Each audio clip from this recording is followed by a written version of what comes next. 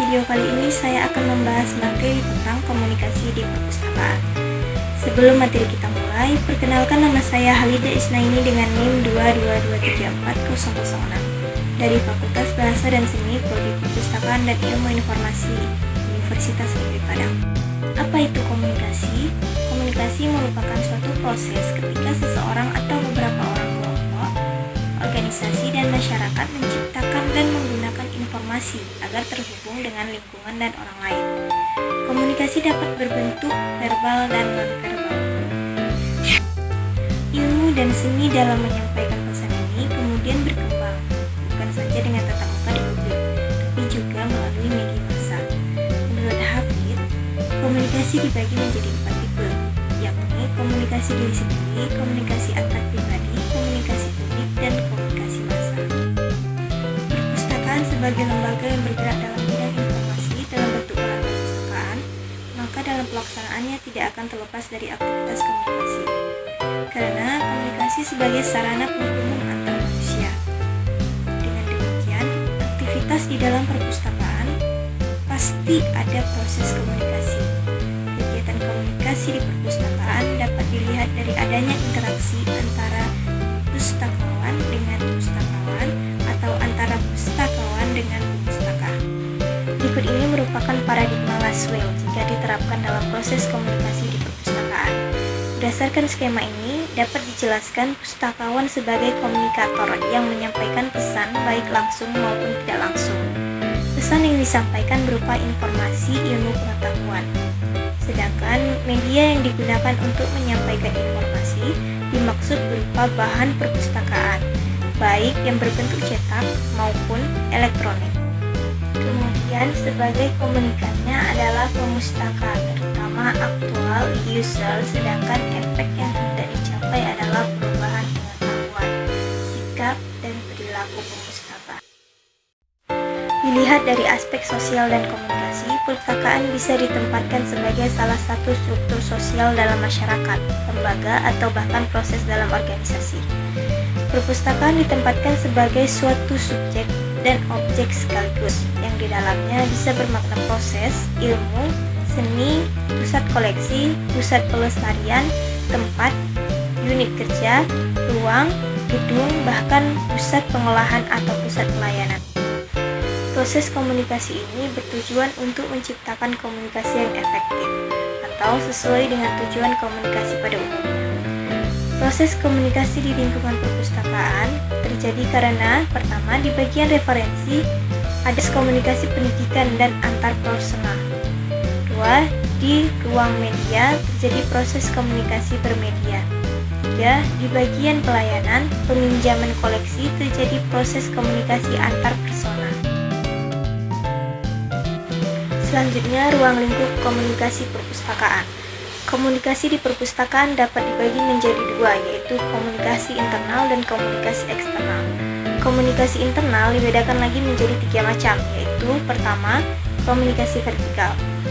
Komunikasi vertikal merupakan komunikasi dari atas ke bawah dan dari bawah ke atas secara timbal balik dan biasanya bersifat formal.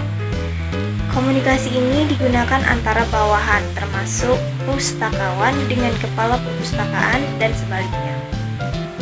Kedua, ada komunikasi horizontal. Komunikasi horizontal adalah komunikasi secara mendatar antara pustakawan dengan pustakawan, antara pustakawan dengan staf administrasi, maupun antara pustakawan dengan bagian teknisi dan lain sebagainya. Komunikasi ini seringkali berlangsung secara informal. Yang ketiga ada komunikasi diagonal atau komunikasi silang. Adalah komunikasi antara pimpinan satu dengan pegawai bagian lain.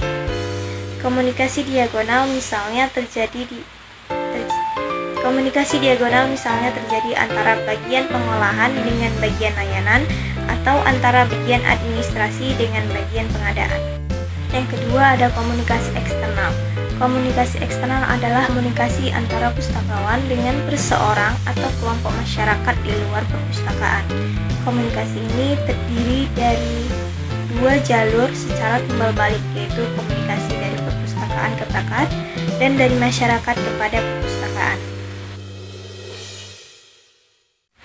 Peranan pustakawan sebagai komunikator pustakawan adalah mitra intelektual yang memberikan jasa layanan kepada masyarakat, sehingga memerlukan komunikasi kepada masyarakat tersebut. Dalam rangka pengembangan diri, sebagai seorang yang profesional diperlukan suatu keterampilan, yaitu kemampuan mengembangkan komunikasi yang efektif. Agar proses komunikasi dapat berjalan baik, maka seseorang komunikator harus mempunyai yang pertama etos. Etos adalah nilai diri seseorang yang merupakan paduan dari kognisi atau proses memahami yang berkaitan dengan pikiran. Selanjutnya afeksi atau perasaan yang timbul oleh rangsangan dari luar, dan konasi atau aspek psikologis yang berkaitan dengan upaya atau perjuangan. Selanjutnya adalah sikap atau attitude, adalah suatu kesiapan kegiatan, yaitu suatu kecenderungan pada diri seseorang untuk melakukan suatu kegiatan menuju suatu nilai tertentu. Kesimpulan dari materi ini adalah dalam proses interaksi terjadi proses komunikasi melalui aktivis komunikasi yang dilakukan. Semua pihak yang terlihat dalam proses interaksi tersebut memahami keinginan dari masing-masing anggota. Begitu pula pustakawan sebagai aktor pengelola perpustakaan. Pustakawan juga dituntut memiliki kemampuan berkomunikasi yang baik dan cerdas. Pustakawan akan berinteraksi dengan pengguna perpustakaan, rekan kerja, pimpinan, dan stakeholder lainnya. Agar mampu berinteraksi dengan berbagai elemen tersebut, maka pustakawan dituntut untuk memiliki kemampuan berkomunikasi. Jika pustakawan tidak mampu berkomunikasi dengan baik, maka dapat berdampak terhadap kualitas hubungan serta layanan yang diberikan kepada pustakawan, rekan kerja, dan pimpinannya.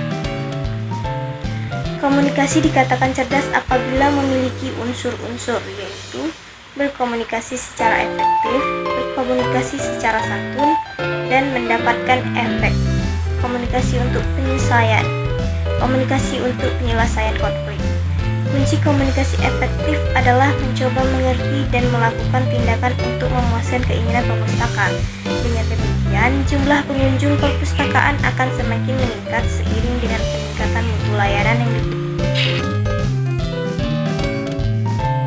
Berikut ini merupakan proses komunikasi yang terjadi di perpustakaan. Komunikasi verbal dan nonverbal dalam layanan perpustakaan dapat dilihat dari kesan nonverbal atau gedung dan ruang. Tampilan fisik perpustakaan terlihat yang pertama indah, 2 rapi, teratur dan tertata, 3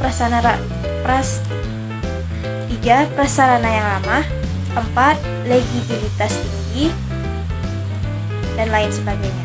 Sedangkan kesan nonverbal atau petugas bisa terlihat dari pertama ramah, kedua penampilan bersih dan profesional, ketiga ingat kesan pertama seringkali lebih dipengaruhi bahasa nonverbal seseorang daripada apa yang dikatakan.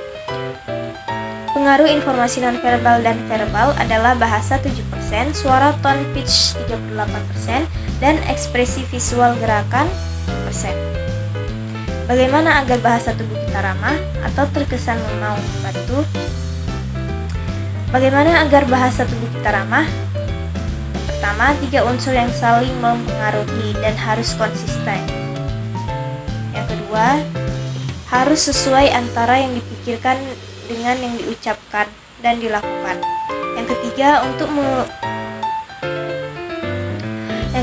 untuk mengubah salah satu unsur, misalnya kita berpikir negatif tentang seseorang dan membenci. Ketiga, untuk mengubah salah satu unsur, misalnya kita berpikir negatif tentang seseorang yang meminjam buku, sulit mengembalikan.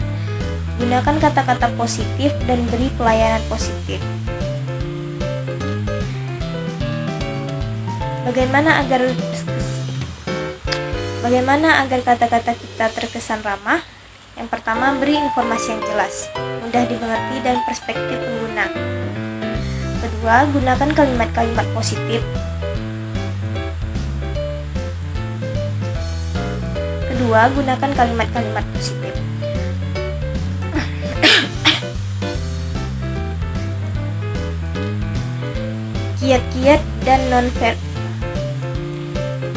Kiat-kiat verbal dan non-verbal agar pengguna perpustakaan merasa dilayani adalah yang pertama, sambut pengguna perpustakaan.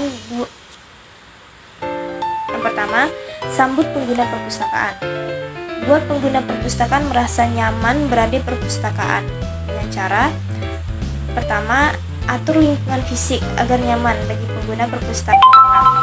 Yang kedua, perhatikan penampilan. Dan yang ketiga, lakukan kontak mata. Ekspresikan kegembiraan ketika menemui pengguna perpustakaan. Yang kedua,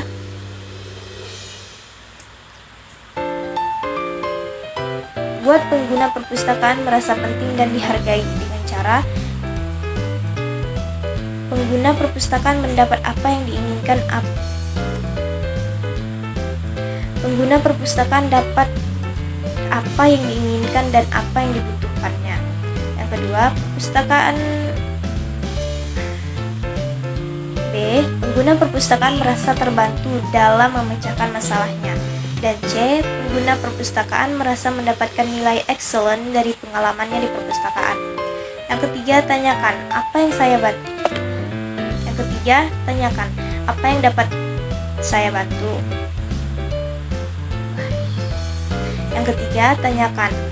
dapat saya bantu. Dengarkan, bantu pengguna perpustakaan merasa diundang untuk datang kembali. Lalu katakan terima kasih untuk kedatangan atau teleponnya. Kemudian ajak atau undang datang lagi ke perpustakaan kita. Ketiga, buat pengguna perpustakaan untuk ingin datang kembali.